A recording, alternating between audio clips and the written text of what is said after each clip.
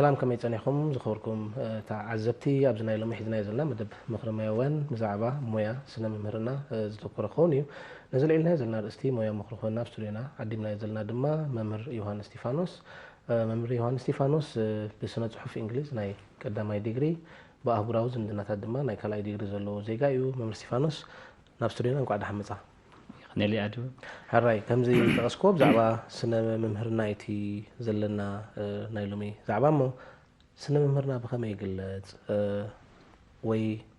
كم ترجم كأنتايو من البات بوزح تباهيلي زعبا سنة ممهرنا نعي كم جون كوين زود أنجن سنة ممهرنا مالت هنسات فلتت هاجر مالتي تاي مالتي حنت هاجر كتمعبل كتسلطن أبتي كالوت بس إحنا دولا ولا بيوند ويك العلي أون ناخد كيد عند حكوينو إتي مسرح مهال مستمهالن يو زمرحو ويك دمأزنو مالتي سلازي كل جزء بزعم مهرنا هنزارب كلنا بزعبها هنسات هاجرين هنزارب دلنا مالتي ناتو بمهرنا مالت حدا جزء من عتوب موياي إزي مويا زخاني بطبيعة حبلة السبع مغيال بقعة حبلة السبع مغيال كم أيلون مزاي أمدلاو حدا عبي تراد الصوت بوتايو ويكا مويايو نابنات اللي حرينا بوزح جزية ترينا حنتي هاجر وي حنت بوتا كتمعبل تخوينا نرات بتمرت يدليا حكمنا يدليا كالوت محبرة وأقول جلوسات يدليا نزم كلهم أبتا عدي ويتخرب زلو زتفعلوا محبراوي أقول جلوسات كما أزن ويك ما يحوز أن نحكي أنا ممهري نتو علامة ممهرنا لوطي نبنت حدا نبت حجهم ريون خلينا بيتها لوط أنا بيتها أنا بيتها زكاة لوط خلينا قدم زنبرا بيت مرتات حجز الله بيت مرتات بومت أنك أتي درجة بقعت وكات نقحت نايت حلوة السب انتهى له بتمرتات راح يكون نكون ريوز قبالنا أب حكمنا حجي بوزح جزي أبزينا يمتسيو زيت نفس الصلاة أب بزيحنا بما أكلت عنا زحرسي بعد كابيز متسيزي إتهم نعوز أقول له خا بينا إذا حلفوا بينا مدى يزموتيهم كم يكون ديجاتات كسرحن كله ويترجعات كسرح كله إتهم كأبو دموت مهندسات بين زموتيهم سازي بتوخيني كل جزء حدا نقدر كن زعام مهنا نزاب كلنا سهنت مع بالها هجر ويكا فلت هاجر يعني بلو مالتي بو مداي كنت أنا زحش خوين سمعني تخلي دحيز مت من الوقت طباب كون خيل مويا بقعت كون خيل لذي تي حفش وجن ممهرنا نلوت إنسرحس مويا هوين سمعني ممر يوهانس سلازي قليل مويا يكونن لذي مويا يو كم زود توصل أنا عاس لذي ممهرنا مويا دي ولا حلافنت ممهرنا خب قلت مويا تفليز قبل سلسة تفعليو أتأهمتها ويك أرى يخلونا يخيري قدامي ممهرنا مالت مويا نمنتاينا مويا نبلو بحفشو مويا خن كلنا بتمرتي تقسمه تمعبله خون كله بستفعلي مويا هاتك أكثر حلو تخيلها نابنت مويا ممهرنا له مويا تصبت عين سيتون كله خيري كال أي ممهرنا صح أنتو مويا بتمويا خمس صراحة أتاو تروحوا كأندن عابنجن حلف النتاي مويا ممهرنا هم كنا حلف النتي حلف النت انتاي حلف النت حبرة السب حلف النت هزبي حلف النت هاجر مالتي تحكم زاد بقولكوا حدا السب أجت أمي صبت عند أي تغمها الخليه نتاك بحي خم يجيرو خمس رحاي دويا السنة عداقو خون خليه حجي ممهرنا حلفنا تكون كله جن مويات راح يكون حلفنا تكون كله جن إتا هاجر بتي ممهر زمتصو ويكبتي بتممهران زحلفو إيات معبد الله نات كله بممهرنا إذا حلفنا إلا الله سلازي ناتي توهبك حلفنت بقبوء بمتكام حدا بقع قنوع حقنيا زخنا زيغا كتفرق الله حلفنا تاوي يقدر كمالتي أب غوندو خاني صراحن موياني إذا كابتن قالت فليز ولا خا بخم وخيني يسمعن سلازي ممهرنا سلستي كأند جن حلفنتي الرأي سلازي بقعة ممهر أقداسي خمت كلنا نردو أمه بقوا ممهر زبهال እንታይ ረቋሒታት ወይ እንታይ ዘማል ክኸውን ይግባእ ሓደ ቀዳማይን አገዳስን ነገር መምህር ክንብል ኮልና ብሓፈሽኡ ብቁዕ ፊዚካሊ ወይ ከዓ አካላዊ አእምራዊ ብሱል ክኾን ኣለዎ ካልኣይ አገዳስን ከኣኒ መምህር ማለት ዓርኪ ማለት እዩ ናይ ለውጢ መርሓ ጎደና ማለት እዩ ስለዚ እዚ በቁዕ ክገብሮ እንድሕር ኮይኑ ኩሉ ግዜ ብዛዕባ ትምህርቱ ጥራሕ ድሓስብ እዩ ማለት እዩ ሕጂ ካብ ካልኦት ስራሕቲ ፍልይ ዝገብሮ እንታይ እዩ መምህርና ገዛኻ ሒዝካ ኢኻ ትኸይድ ስለዚ ኣብ ገዛኻ እውን ደቂስካ ከለኻ እውን ብዛዕባ ተምሃሮ ኢኻ ትሓስብ ናይ ብሓቂ በቁዕ እንድሕር ኮንካ ወይ ከዓ ሓላፍነታዊ እንድሕር ኮንካ ማለት እዩ ነዚ ክገብሮ ዝኽእል ግን ቀንድን 4 መሰረታውያን ኣዕኑድ ኣለዋ ኣብ ስነ መምህርና እቲ ቀዳማይ ውጥን እዩ ብውጥን ዝምእዘን ክኾን ኣለዎ ውጥን ከተውፅእ ከለኻ ቅድሚ ክፍሊ ምእታውካ እንታይ እዮም እቶም ተምሃሮ መን እዮም እቶም ተምሃሮኻ እንታይ ኢኻ ክትምህሮም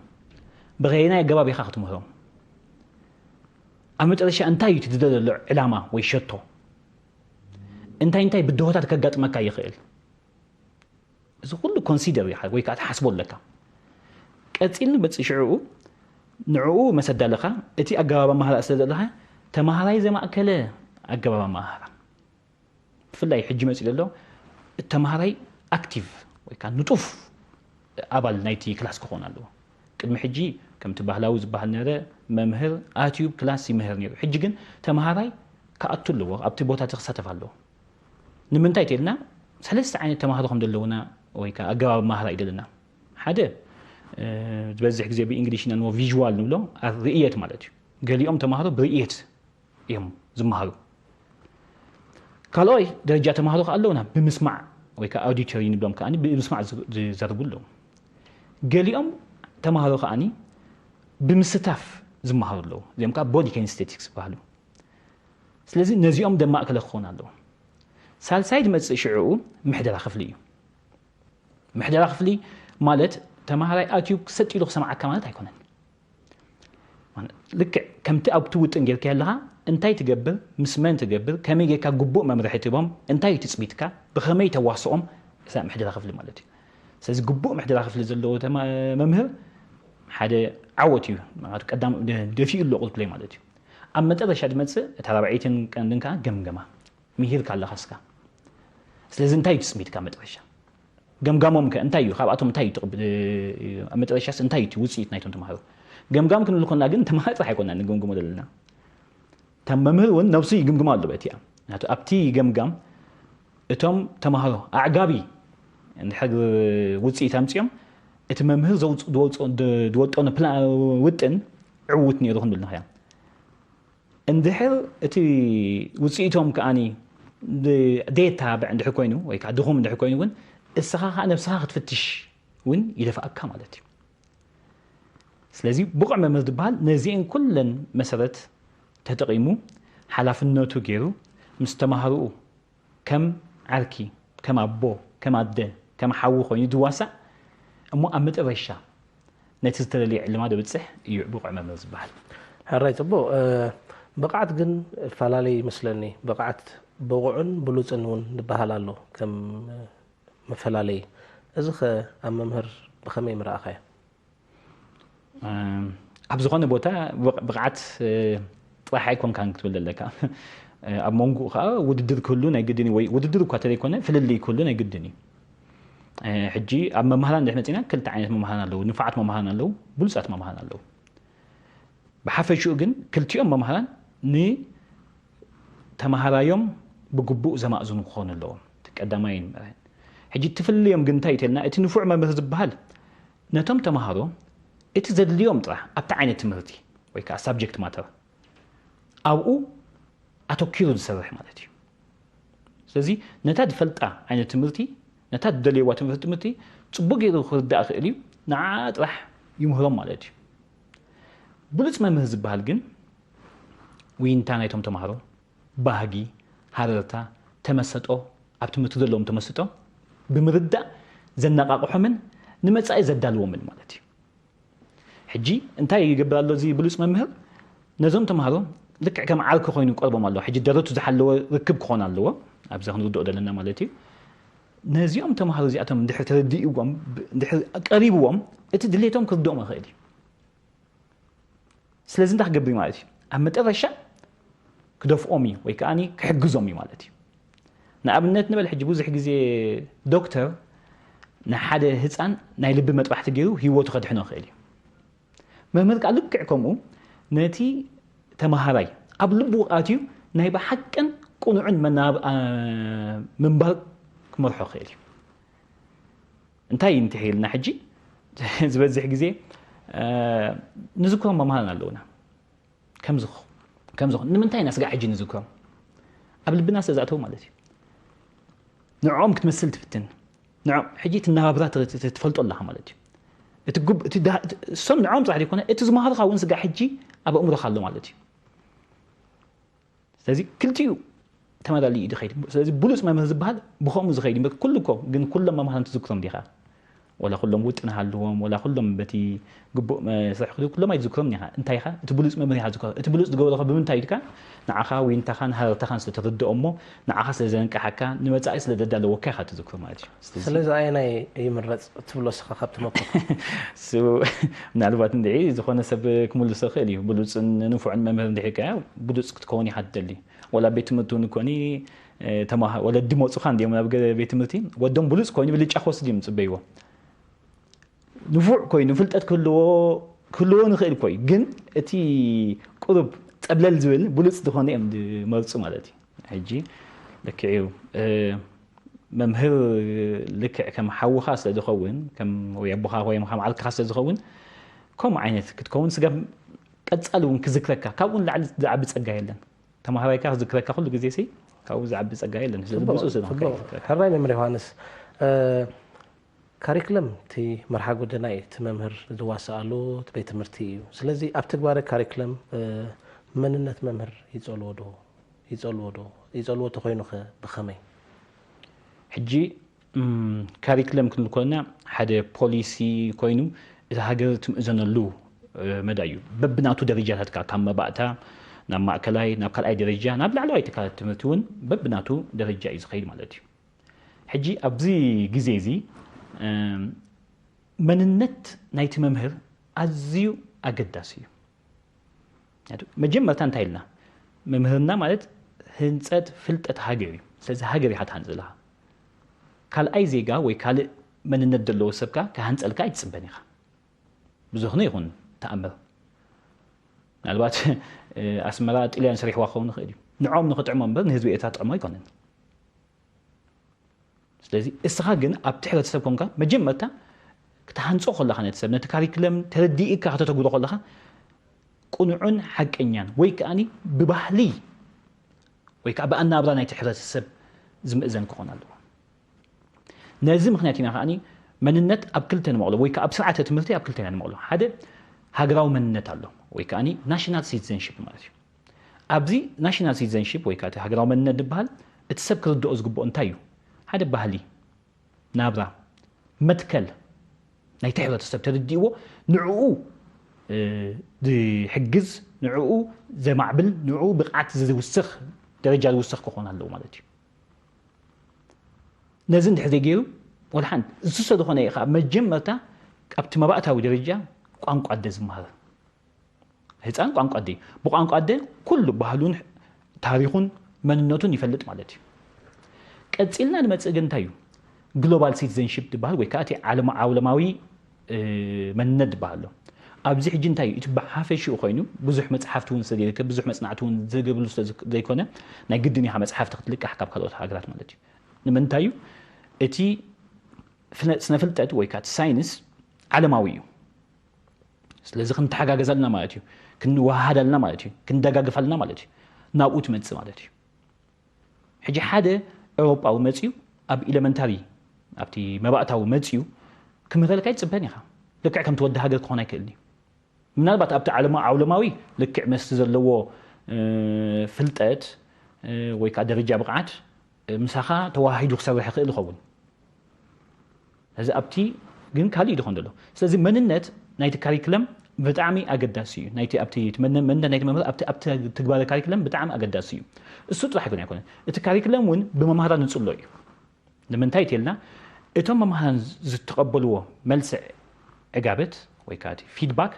ንዕኦም ናብቲ እንዳ ካሪክለም ወይ ካናቶም ነቶም ካሪክለም ዘዳሉ ናብኣቶም ይኸይድ ማለት እዩ ስለዚ ተዋሂዶም ይመጹ ዳሓካ ትምህርቲ ጠጠው ድብል ኣይኮነን ትምህርቲ ለውጥ ኣለዎ ቀጻሊ ደረጃታት ናወሰኸ ይመጽ ስለዚ ኣብ ከምዚ እንዳተዋሃድካ እትመነት ዳስዋይ ካ እንድሕር ቅዱስ ኮንካ እኮ ኢኻ እትመልስ ዕንጋበ ናብቲ ብከምዚ ኣተገበርና ያዝዮም ተማሃሮስ ከምዚ ኣርእይዎ ኣለዉ ኢልካ ትመጽእ ማለት ስለዚ እትመነት እዩ ቅዱስ ኮይኑ እቲ ካልእ ንገንዘቡ ጥራሕ ክመጽእ ይኽእል ይኾን ንስርሑ ጥራሕ ክመጽእ ይኽእል ይኾን ስለዚ እትመነት እዚ ሓደ ኣዝዩን ቀንድን ኣገዳስን ባእታ እዩ ሓራይ በዚ መዳይ እዚ ሕጂ ክትሪኦ ኣለኻ መምህር ዮሃንስ ስልጠና ክሳብ ክንደይ ኣገዳሲ ትብሎ ንመምህር እዚኣ እውን ናብታ ካልአይቲ ሕቶ ምናልባት ተዛሪብናሉ ንኸውን ኢና ሞያ ኢልና ነርና ምናልባት እውን ቅድም እውን ባህላዊ ኣገባብ ኣመሃራ ንመሃር ነርና ድሕሪኡ ናብዚ ተምሃራይ ዘማእከለ ኮይኑሎ ማለት እዩ ንዕኡ ክደፍኣሉ እንድሕር ኮንካ ቀጻሊ ዝኾነ ስልጠና ትምህርቲ ኣገዳሲ እዩ ነዚ ንምትግባር እዩ ከዓኒ መሰልጠኒ መምሃራን ካብ መጀመርቱ ተማሃሮ እቶም ሰልጠንቲ መምሃራን ማለት እዩ ሕጂ ብዚ እቶም ሰልጠንቲ መምሃራን ርድኢትን ብቕዓትን ፍልጠትን ቀሲሞም ናብቲ ዝተፈላለዩ ቦታታት ከይዶም ንለውጢ ንክሰርሑ ዝደፍእ ማለት እዩ ምክንያቱ ሞያ እዮም ንምሃሩ ዘለዉ ሞያ እንድሕር ኮይንካ ኩሉ ግዜ ከተማዕብሎ ኣለካ ቀጻሊ ክትምዕብል ኣለካ ለውጢ ክትገብር ኣለካ ነዚ ኸ ቀንድን ኣገዳስን እዩ እሱ ጥራሕ ኣይኮነ ኣብ ቤት ትምህርትታት ንምምፃእ ኣብ ቤት ትምህርትታት እንድሕር መፂና ኮኒ ሓድሽ ተምሃራይ ክመፀካ እዩ ሓድሽ መምህር ማለት እዩ ናይ ተሞክሮ ዘለውን መምህር ክመፅእ ነንሕድዶም ክመላለኡ ይኽእሉ እዮም ሕጂ ብወግዓውን ዘይወግዓውን ኣገባብ ትምህርቲ ይቆስሙ ኣለዉ ስልጠና ይቆስሙ ኣለዉ ማለት እዩ ብዓብዪ ከዓ እቲ መሰልጠኒ መምሃራን ካብ በበይኑ ቦታ ዝመፁ ስለዚ እከብዱ ኣለዉ ንኩሎም ኣብሲሉ ነንሕድዶም ተረዳዲኦም ሓደ ዝኾነ ዕላማ ሓደ ዝኾነ ራእይ ሒዞም ንኸዱ ስለዘለዉ እቲ ስልጠና ብኡ ደረጃ ብኡ መጠን ኣዝዩ ኣገዳሲ ይኸውን ኣሎ ማለት እዩ ስለዚ ስልጠና ኣብ ነፍሲ ወከፍ ሞያ መምህርና ጥራሕ ኣይኮነን መምህርና እኳ ቀንድን ኣገዳሲ እንተኾነ ምክንያቱ ምስ ግዜ ይልወጥ ተዘይኮነ ምስ ካልእ ሓንቲ ክኾን ኣይክእልኒ እዚ ሓንቲ ኣባህላ ኣላ ምሽ መምህር ኣይኣርግን እዩ ይበሃል መምህር ሓካላቱ ይኣርግ እዩ ኣእምሩ ግን ኣይኣርግን እዩ ኩሉ ግዜ ፍሬሽ እዩ ሓድሽ እዩ ንምንታይ ቀጻሊ ስልጠና ቀጻሊ ንባብ ቀጻሊ ምስ መፅሓፍ ዘሎ ማለት እዩ ስለዚ ስልጠና ብጣዕሚ ኣዝዩን ኣገዳስን ኮይኑ እዩ ጽቡቕ መምህር ዮሃንስ ብፍላይ እስኪ መምሃራን ብዙሕ ዓይነቶም ማለት ኣብ ኣገባብ ኣገላልጻ ድዩ ኣቀራርባ ድዩ ፍልጠት ድዩ ብዙሕ ነገራት ክንብል ንኽእል ኢና ስለዚ ብዝቐለለ መንገዲ ንሓደ ተምሃራይ ከረድእሉ ዝኽእሉ ሜላ እንታይ ክኸውን ንኽእል መምሃራን መምህር እንተምሃሮ መሳጢ ክኾን ኣለዎ ቀዳማይ ነገር ፅፉፍ ክኾን ኣለዎ ፅፉፍ ማለት ከምኡ ራእይ ክህልወካ ራእያ ኣብነት ክትከውን ክትከኣለካ ብኡ መጠን እዩ ከዓ እቲ ተምሃራይ ዝሰሓብ ማለት እዩ ካብ መጀመርቱ እሲ ኣትቀራርባኻ እዩ ዝስሕቦ ብኡ መጠን ከዓኒ ንሕና ሓደ መምህር ክፈልጦ ዘለዎ ኣብ ሓንቲ ቤት ትምህርቲ ኣብ ሓንቲ ክላስ 4 ተምሃሮ ኣለዉ 4ኦም ሓደ ዓይነት ኣይኮኑን ገሊኦም ደረጃ ብልሖም በበይኒ እዩ ሕልሞም በበይኒ እዩ ተውህቦኦም ህያቦም ናቶም ተውህቦኦም በበይኒ እዩ ብቕዓቶም በበይኒ እዩ ስለዚ ነዚኦም ብምሉኦም ከመይ ጌርካ ኣብ ሓንቲ ተማፅኖም ነዚ ክትጥቀም ተኾንካ ዝተፈላለዩ ዓይነት ኣገባብ መሃራት ትመሃር ኣለካ ማለት እዩ ንኣብነት ክንወስድ ንኽእል ኢና ሓደ ሓኪም ሕሙማት እንድሕር መፅኡ ንኩሎም ሓንቲ ዓይነት መድሃኒት ይድቦም ንኩሎም ሓንቲ ዓይነት መድሃኒት ተሂቦም ጠፊኦም ኣለዉ በብናቶም ሕማሞም እዩ እቲ መድሃኒት ዘድልዮም ዝወሃቡ ልክዕ ከምኡ ማለት እዩ ስለዚ መምህር መሳጢ ኮይኑ ሰሓቢ ክኸውን ኣለዎ ክርድኦም ክኽእል ኣለዎ ነቶም ተምሃሮ እንድሕር ተረዲእዎም እሞ ዝተፈላለዩ ዓይነት ኣገባብ መሃራ እንድሕር ተማሂሮም እቲ ብርኤት ከምቲ ኣንቱ ዝበልናዮ ብርኤት ዝመሃር ክኸስብ እዩ እቲ ብምስማዕ ዝመሃር ክኸስብ እዩ እቲ ብተግባራዊ ነገር ዝመሃር ክኸስብ እዩ ኣይኮነን ግን ኣብ ሓንቲ ክላስ ኣቲኻ ፅሒፍካ ገሊፅካ ጥራሕ ትወፂኻ እቲኦም ብኣካል ዝከብሩኻ እንታይ ከጋጥሞም እዩ ክርድኡኸ ይክእሉ ንኾኑ ሕጂ ኣብ ከም ዝኽን ኮና ዓይነት መማህራ ዓይነት ትምህርቲ በበይኑ ይፋለ እዩ ንኣብነት እንግሊዝ እንድሕ መፂና ተደይ ትፈቲንካዮ ተደይ ጌርካዮ ባዕልኻ ከመይ ጌርካ ኢኻ ክትውድኦ ባዮሎጂ ተደይ ሪኢኻዮ ክሰርሕ ከሎ ተደይ ሪኢኻዮ ከመይ ጌርካ ኢኻ ክትውድኦ ቁፅሪ ኣገላልፁ ተደይ ሪኢኻ ሳርሑ ተደይ ሪኢኻዮ ከመይ ጌርካ ኢኻ ክትውድኦ ሕጂ ትደረጃ ዓይነት ትምህርቲ ሓደ ፋክተሪ ወይ ሓደ ነገር እዩ እቲ ብቕዓት ናይቶም ተማሃሮ ወይ ከዓ ብልሒ ሕልሞም ዘለናዮም ካብ በበይኑ እዮም ስለዚ ንኹላቶም እሱ ስለዝኾነ እዩ ከዓ መምህርና ጥበብ እዩ ንብሎ ጥበብ ኣብ ሓንቲ ጥበብ ኩሉ ሰብ በብደረጅኡ እዩ ዝሪኣ ልክዕኮም ማለት እዩ ስለዚ ንከምኡ ነቲ ብዝተፈላለየ ርኢት ዝርእይዎ ነቶም ተማሃሮ ናብ ሓንቲ ምፂኻ ዕጉባት ኮይኖም ነቲ ተደለየ ደረጃ ፍልጠት ደፊኦም ክመሃሩ ከለዉ ኮይኑ ይስማዓና ሕራይ ፅቡቅ ብፍላይ እስኪ ዝምድና መምህር ተማሃራይ ወለዲ እዚ ስሉሳዊ ይርክብ ገለ ቀፃሊ እንጠቕሶ ኢና እንታይ እቲ ምስጢር ናቱ ወይ እንታይ እቲ ናቱ ዕላማ ትምህርቲ እንታይ እዩ መጀመርታ ክንሓታ ኣለና ትምህርቲ ልክዕ መሸማዕ መምላእ ማለት ኣይኮነን ሓደ ሰብ ሓንጎሉ ከፊትካ ትምህርቲ ዘድልዮ ስሞት እትኸውን ናብ ውሽጢ ክስታይ በፃሕና ነርና ማለት እዩ ትምህርቲ ማለት እንታይ ማለት እዩ ሽግ ምውላዕ ማለት እዩ ሽግ ምውላዕ ሕጂ እታ ሽግ እንታይ እያ እቲ ተማሃራይ ማለት እዩ ነታ ሽግ ዝውላዕ ከዓ እቲ መምህር ንበሎ ቃል ከም ትብል ወይ ከም ተንበድብድ ብምብድባድ ሃልሃል ከም ትብል ዝገርም ወላዲ እዩ ቡን ክንሰቲ ኮና እንድሕር ፈርኔሎ ቀሪብና ኮኒ ሓንቲ ፈርኔሎ ኣላ እታ ፈርኔሎ ቤት ትምህርቲ ንበላ እቲ ፈሓም ተማሃራይ ንበሎ እቲ ሓዊ እቲ መምህር ንበሎ ነቲ ተማሃራይ እቲ ሓዊ ክመፅእ ክእል እዩ ወላዲ እንድሕር ደንበድቢድዎ እንታይ ትርጉም ኣለዎ ዝኾነ ይኹን ተማሃራይ ከዓኒ ኣብ ገዛን ኣብ ቤት ትምህርትን በበይኑ ባህሪ ክህልዎ ይኽእል እዩ ወይ ምስ ብዙሕ ተማሃሮ እውን እቲ መምህር ደይክርድኦ ክእል ኒ ተማሃራይ ኣብዚ መን እዩ ሕጂ ኣገዳሲ ወላዲ መፅኡ ፀገማቱ ክገልፅ ትኽእል ፀገማቱ ጥራሕ ዘይኮነሲ ናቱ ብቕዓትን ናቱ ብልሕን ናቱ ድሌትን ሕልምን ክገልፅ ዝኽእል ትመም ስለዚ ሰለስቲኦም ተኣሳሲሮም እዮም ትኸዱ ተማሃራይ በይኑ ይከይድኒ ወላዲ ዘፅንዐ ተፅንዐ እቲ በቲ መምህር ክርዳእ ይክእልኒ መምህር ዝገለፀ ተገለፀ ነቲ ተማሃራይ ሼፕ ክገብሮ ይክእልኒ ወይ ከማእዝኖ ይክእልኒ ወላዲ ከዓ ኪድ ትምህርቲ ወላዲ ማለት እኮ ካብ መጀመርትኡ ንለለና ወሊዱ ናብቲ ደረጃ ድብፃሕ ከብፅሖ ኣለዎ ምግቢ ምምጋብ ወይ ከዓ ኪድ ቤት ትምህርቲ ወይ ከዓ ዘለካ ክፍሊት ወዲእካ ማለት ኣይኮነን እንታይ ትገብር ኣለካ ዝወዳይ እንታይ ትገብር ኣለካ ዛጓለይ ከመይ ትኸዱ ኣለኹም ትምህርቲ ስለዚ እቲ ብቕዓት ናይቲ ተማሃራይ እሱ ይርድኦ ስለዝኾነ ናይቲ ውላዱ ፀገማቱን ብቕዓቱን ስለዝርድኦ ምስቲ መምህር ኮይኑ እንድሕር ኣቢሉ እሶም እዮም ዕዉታት መምሃር ዝበዝሕ ግዜ ደገፍ ናይ ወለዲ ኣለዎም እዮም ደገፍ ናይ ወለዲ ኣብ ክላስ ኣብ ገዛ መፂኻ ስለዝመሃርካ ኣይኮነ እንታይ ምስቲ ቤት ትምህርቲ ይህን ምሂን ይበሃሉ ዝበለፁ ወለዲ ኸ ኣለዉ ብሓፈሹ ነታ ቤት ትምህርቲ እንታይ የድልያ ዝብሉ ኸ ኣለዉ ስለዚ ምስቲ ምምሕዳር ቤት ትምህርቲ ምስቲ መምህር ጥራሕ ዘይኮነ ምስቲ ምምሕዳር ቤት ትምህርቲ ተማሃሮ እውን ክምዕብሉ እንድሕር ኮይኖም እኮ ወይ ከዓ እቶም መምሃራን እውን ክስልጥኑ እንድሕር ኮይኖም እውን እኮ ተራ መምሃራን ኣብኡ ኣሎ ካብኦም እዩ ዝፅበት ትፅቢት ማለት እዩ ወይ ሓደ ተማሃራይ ኣብ ንመምህሩ ክገልፀሉ ዘይከኣለ ነቲ ወላዲኡ ክገልፀሉ ክእል እዩ ስለዚ ኩሉ ግዜ ሰለስቲኦም ተኣሳሲሮም ክኸዱ ጥራሕ ኣለዎም እዮም እሳ እያ ከዓ ሽግ ይብሉልካ ኣርማ ናይ ሚኒስትሪ ትምህርቲ እውን እኮ ሽግ እያ ሽግ ከዓ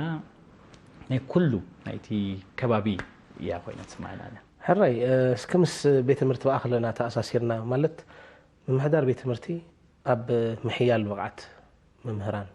ወይ ኣብ ደረጃ ናይ መምህራን ምሕያል ወይ ምዕባይ ወይ ምዕዛዝ እንታይ ተራ ክትፃወት ግባእ ኢልካ ትሓስብ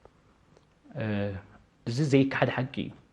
ቤት ትምህርቲ ወይ ምሕደራ ናይ ሓንቲ ቤት ትምህርቲ ኣብ ደረጃን ብቕዓትን ናይቶም መምሃራን ጥራሕ ዘይኮነ ናይቶም ተምሃሮን ናይቲ ከባብን ዓብዪ ኣስተዋፅኦ እዩ ዘለዎ ቤት ትምህርቲ ክንብል ኮና ሓደ ሕመረት ናይ ምውሃድ እዩ ማለት እዩ እቲ ምሕደራ ናይ ቤት ትምህርቲ ክንብል ኮና መምሃራን ኣለዉ መምህር ሰብ ኣይኮነን ጥራሕ ኣይኮነን እቲ ኣገባብ ማህራ ዝክተል ማለት እዩ ስለዚ ምስቲ ሓላፊ ስነ መምህርና ክልቲኦም ተዋሂዶም ከዱ ኣለዉ ማለት እዩ ኣበይ በፂሖም ኣለዉ እንታይ ፈለው ግብሩ ኣለዉ እንታይ ይከታተሉ ኣለዉ ሓደ ካልኣይ ቤት ትምህርቲ እንድሕር ኮይኑ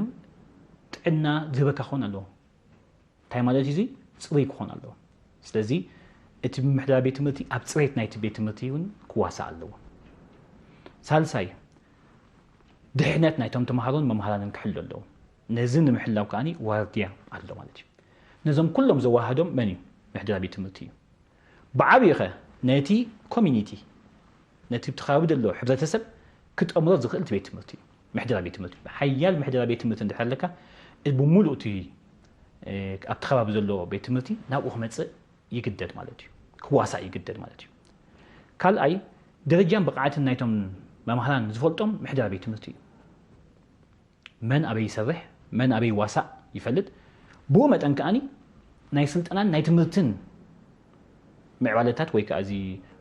كأتسألنا دلوا عدلات يفتر مالتي سلازي أنت ما مهر تاخون له أبتزلوا راح سوق إلي كتسألني يقتل له حدا كان ردوا دلنا بيت تمرتي بقعت نايتهم تم مهلا ندح فليتوا ناي قدنا يكون كانسلت أنا تمرتن كابدق كيلا تتعمصات مال أبتوش بيت تمرتي تفلطهم دحكم كانتهم مهانكا بعد خاطر ما أخلو اللي يتخد مجد رجالا هذا حلفة جزية سوبرفيجن يلكات زاربني كا سوبرفيجن أبوشت كلاس أبوشت بيت متخونه هاتو سوبرفيجن مالت متحققات مالت ينبر جيجاتات ملك أم مالت هيكونن حنتي سلت أنا يكوسا أتيقا وأزي أسكم زي عليه تقبل هذا أنا بركة إن حريل ووكو تماهير ولا مالتي فلتت كاسيم ولا مالتي نازغ قبل زخل قنتايلو حدا قنعن بقعن محدر أخذ الوكال أو أنت وتحساس بعض اللو نقول لك بحد عين تأميته أو حدا علامة تمصهم كون الله سازي محدر بيت ملتي أزيو أقداسي بعدها أمسرح من محل مستمهرني حراي من البات أنا تنحتاتي ودي مريوان ستيفانوس أمودات من البات مسنا مهرنا تأساسيركا ويدي تقصنا يتولو كتب له تدلي عدلك بك كل سبب ضد أخوين يسمعنا ناسنا مهرنا حدا عتوبيو عتوب مويايو كله مهرة مدرشاتي عقاوتو شو عندنا الأخي خد خيد دكتور بمهرز حلفيو إنجينير عزز سراويت كله نفسه كفسب بدي ممهر نازح على فيه سلازي نازل بمردا أتي ممهر نازيهم كفريق إليه كم زخون إليه لو تخمت سخ إليه رديت كم سخ إليه عود كم سخ إليه كحسب خاله يصلو خاله ممهر بومت أنك إتحبت السبك عني نازل ترديو نعات مرتقيد ديكون نولادك بيت مرتي انتاي شجع له بيت مرتي انتاي دقفت اليوم بيت مرتي انتاي حاجة استقبلنا له ما أنتو دقوا من زمهر دق أخذ مهر لاند حكون يمكاني كل جزء مكتتال أدلاي أقد داسي سلازي بو أخذ الدقون كألنا مينيستر مرتي بحافي شو اتي زدلي قرابات بمقرب قبو سلطانات بمهاب انت ما مهلان بمدلاو اب كل خط حاجه قالوا ስለዚህ መምህር በዘይ ዕረፍቲ እዩ ለይትን ቀትሪ ይሰርሕ ቀት ደቂስ ካሁላ خاص መፀካ እዩ እንተ ማሃሉ አንተ ኮይኑ ይኻትብል ከመይ ገለ ከመታ ለይ ሓሳብ ስለዚህ ኩልኩም ስለሆነ ልክ ከም ካልኦት ሞያታት ልዕሊ ካልኦት ሞያ ተሓልፍነታዊ ስለሆነ ልዕሊ ከም ካልኦት ሞያታት ብምርኣይ زقبأ كبرهيو أبت زرجح دبصح درجة بتصح بو متن كأني إتان حلمة هاجر ما على تنكال أتكوين أخت بتصح بفلتاتين بتصحين أمم أو هم بتصح كل سب نناتو إجام كبركت كلا بود اللي مالتي ممر يوانس ستيفانوس سلتي ذهب كان سفح ما بدي بسميه بسم تعذبتن نجيمي مسكنك أنا يعني اللي يعدمكم أشق بمقالكم بارك زهركم تعذبتن لهم زدالنا يا مدب مغرمي وين أبسط زازي ملوس لما كتالكم نمسكن بروحكنا